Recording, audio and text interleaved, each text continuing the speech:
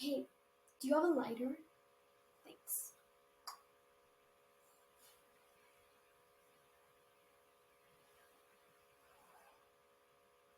What's your name? I'm Susan. Are you a high school student?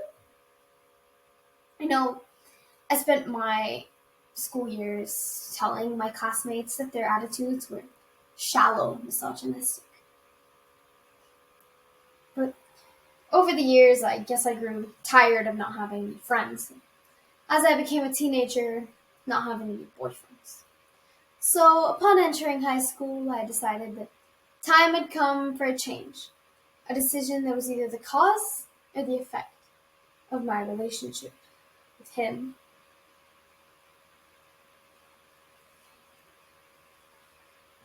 The National Sexual Violence Center reports that over 51% of female assault victims reported that they were assaulted by their partner. Let that sink in. Every year, that number only ever increases. So how do you add any value to that number when the effect of that experience is lifelong for the victim? Follow as Susan recounts one of her own experiences with one of her past relationships, in Evil by Andrea Berta. He was different from every other guy. He was older, around 17, and, well, he was the only guy in our entire high school who proudly proclaimed that he did not believe in drinking, smoking, swearing, sex before marriage, or even playing cards. He was an advocate of what he liked to call good, old-fashioned values. And I was a lonely 15-year-old girl who was mesmerized by this passionate older boy and just wanted to be smiled at, called pretty, and kissed.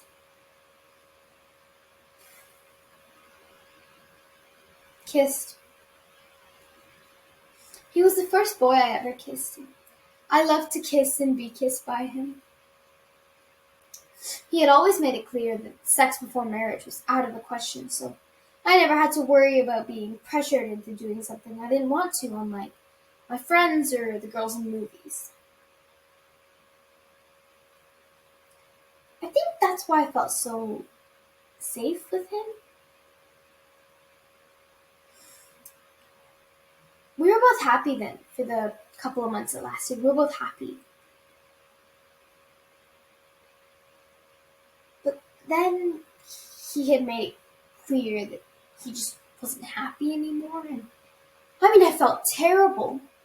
I already felt like he was making some kind of huge sacrifice just by being with me. He was so strong and good and sure of what he believed in, and I was so weak, flawed, and uncertain. I think somewhere, somehow, deep down inside, I thought that if I was more beautiful and less sinful, somehow, just kissing me would be enough for him.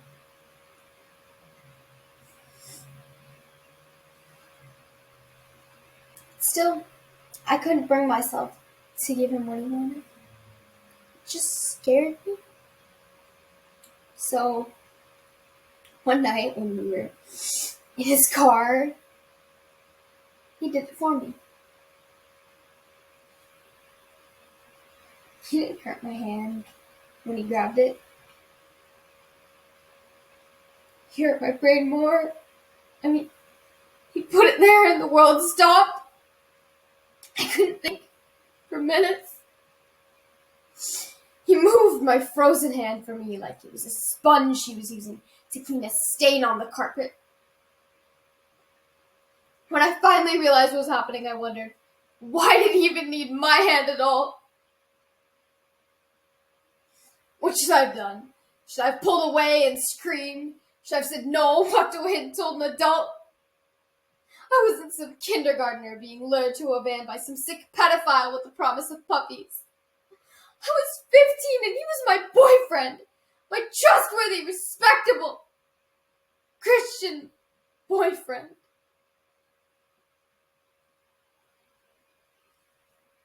Then I felt his other hand on my shoulder, pushing me down gently at first. Instinct took over and I tried to push myself back up to the surface. Yes, that sudden jerk in my body provoked something else in his. Pushed me down again with both hands. Hard. He moved my face towards it. He asked me if I liked it.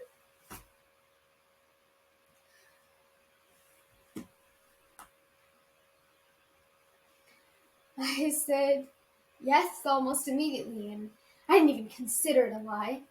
I mean, by that point, there weren't such things as truths and lies. There were right answers and wrong ones. It was obvious which one was the right one.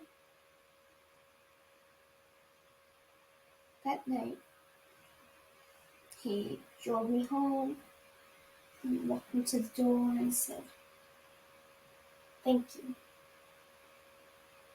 And all I remember is it making me feel sicker than anything else.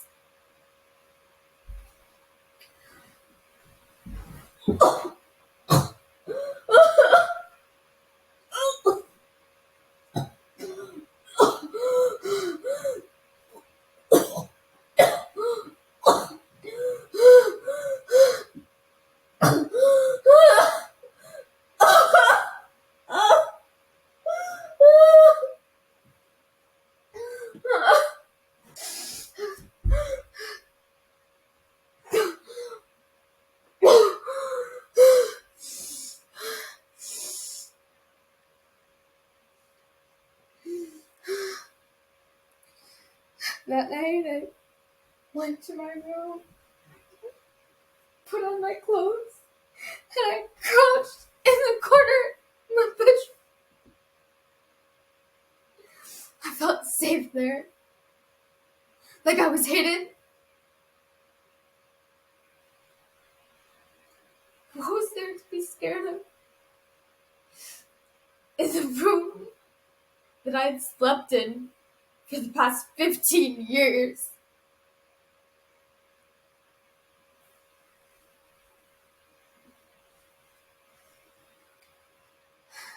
That was the first time that happened, and after a while, I guess I just stopped fighting it. A few times, though, I actually did get the courage to tell him that I just didn't want to do it, but he always had the same response. "We have to do this, Susie. If we don't, then we'll give in to temptation." How could I argue with that? He could always make it seem like arguing with him was like arguing with the scripture. And so our relationship went on, just like that, for nearly 3 years. Eventually, we broke up and went our separate ways. I went to college, I got a job, I got married. But in a way, I've never really stopped crouching in that corner of my room. I guess it's because when you're young, you think that the very substance of your life is made up entirely of possibilities, and you think that anything can be repaired or restored if it gets damaged along the way. I mean, I've really only got this one life. Just this one. And a part of it was taken away from me, and I will never, ever get it back again. I mean, he took everything from me. The way I look at men, at sex, and God, and myself. I never got the chance to believe in those things the way I wanted to, or the way I deserved to. So much hope, so many sweet possibilities. And he killed it all. And he did it in the name of God.